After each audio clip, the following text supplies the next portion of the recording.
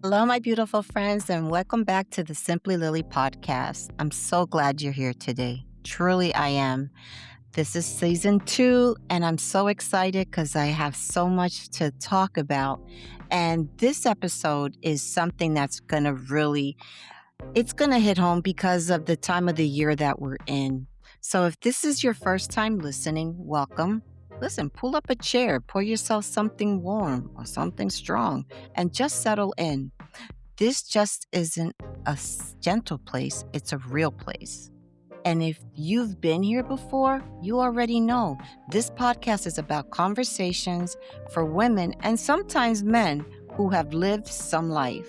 So today's conversation is one many of you have asked me about. I've gotten inquiries quietly, curiously, and sometimes with a raised eyebrow and a deep sigh. What about dating after 55? And the big question behind it all is love still worth the effort? Now, before we go any further, let me say this right out loud. This episode is not here to convince you to date.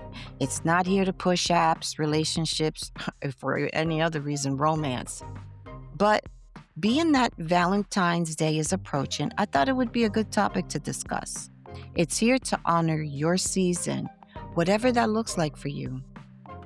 So listen, whether you're divorced, widowed, single by choice, single by circumstance, or just tired and curious at the same time, you belong to this conversation. So hey, let's get started. Let me talk about setting the tone first. Because let me tell you something. Dating after 55 is different. Not better, not worse, just different. You see, we're not dating for approval anymore, and we're not dating to prove anything. And most of us are definitely not dating because we're bored. We're dating, if we're dating at all, because we value some type of connection. And let's be honest, many of us are also asking, do I really want to even start over? Is it worth the emotional energy? And do I even want to share my peace? Those are not bitter questions. Those are wise questions because this is where we are in our lives. We're the ones who are setting the standards now of what it is that we want and how it is that we want to move forward. We're walking to the beat of our own drum. So let's laugh for a moment because sometimes we just have to sit back and laugh. Because if we don't laugh, we'll cry. Dating after 55 can mean you've survived enough to have standards. You're not impressed by titles, and you're absolutely not pretending to like things you don't like. We're not saying, oh, I love hiking, or we're saying, I enjoy walking on flat surfaces with benches. Online dating, been there, done that. That deserves literally its own moment of silence because nothing prepares you for get this, and this here bugs me out all the time. Photos from 1998 or bios that say I'm 6'2" because apparently that's some kind of personality, or the phrase I'm not good at describing myself. Sir, we noticed. And yet, even with all that, we keep showing up, or at least we consider it, which tells me something important. But the real question isn't, can I find love after 55? The real question is, do I still believe I deserve it? Because this is where things begin to get a little quiet.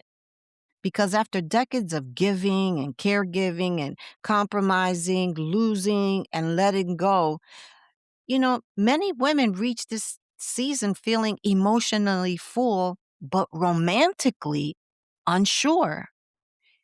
And we get to that point where we're going through so much. And I think menopause plays a lot with that because, listen, if we can survive menopause and a crazy divorce, we could survive anything. But we look at it when we talk about we're not being romantically unsure, it's not because they're close, not because they've learned the cost of living deeply. And that makes you cautious, not cold. Um, if we talk about loss and experience, some of you listening have loved ones and lost deeply. And trust me, I'm super guilty on that.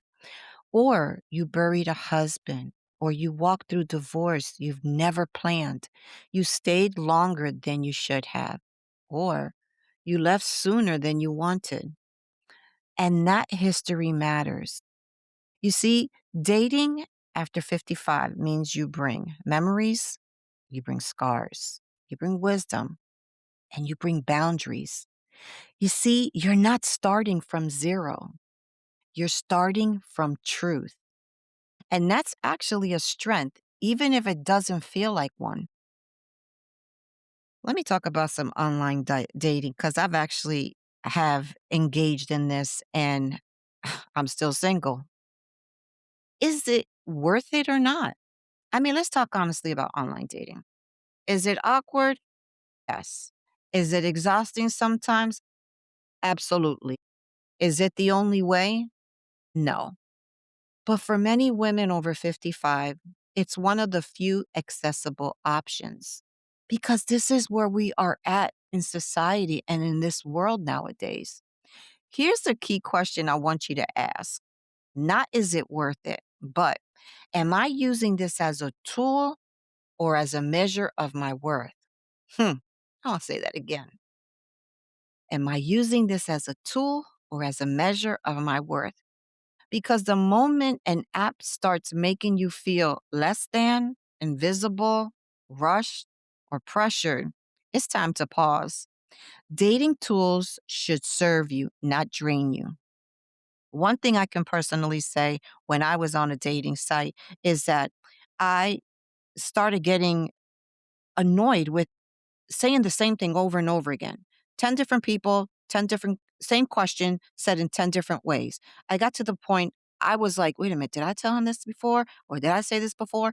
Because it's a lot. You're trying to come out and you're actually convincing someone that, hey, we could probably be a couple, or we could probably start some type of a friendship that can possibly lead into a relationship. And it can really, really take havoc on you. And you can actually feel like, whew, this is becoming too much. There's a way that you have to learn how to process online dating, and there's a way to manage it. Because if not, it is going to drain you, and you'll find yourself not just on a dating app for a week or 2 weeks. You could be 2, 3 months, and you still haven't found anyone because you've given so much of your energy, and it's just mentally and emotionally draining you. And let's not forget that if it's come to a point where you have not met anyone personally, physically, after a couple of weeks, then it's not going to go anywhere. But let's move on. Let's talk about some red flags and some boundaries. Now, here's the beauty of dating after 55. This is something I wholeheartedly believe in. You don't ignore red flags anymore like we used to back in the day. You don't explain away discomfort, and you don't romanticize potential. If it doesn't feel right, you trust that now, and you don't apologize for it. Boundaries aren't walls, they're filters. And boundaries aren't for other people, they're for yourself. They help you recognize what aligns with your life, not what disrupts it. I'm going to throw some scripture in there. Yes, I am. I want to gently ground us with this one scripture, just one. In Proverbs 4, verse 23, it says, above all else, guard your heart, for everything you do flows from it. That's beautiful. Protect your heart. Protect yourself. Protect where you're at, and don't allow anything to come in and disrupt your heart. This doesn't say to stay close to your heart. Like I said, it says to guard it, There's a difference. See, guarding your heart means you're intentional, you're prayerful, and you're honest with yourself. You see, love doesn't require any type of recklessness. It requires wisdom. And you already have plenty of that. So let me get back to why I created this episode. Is love still worth it? So, is love still worth the effort? That's what I'm asking because I'm here. This is where I'm at in my life at 59. I've been alone for 2.5 years. I've chosen to be alone. I've enjoyed every bit of being alone. I've learned so much about myself.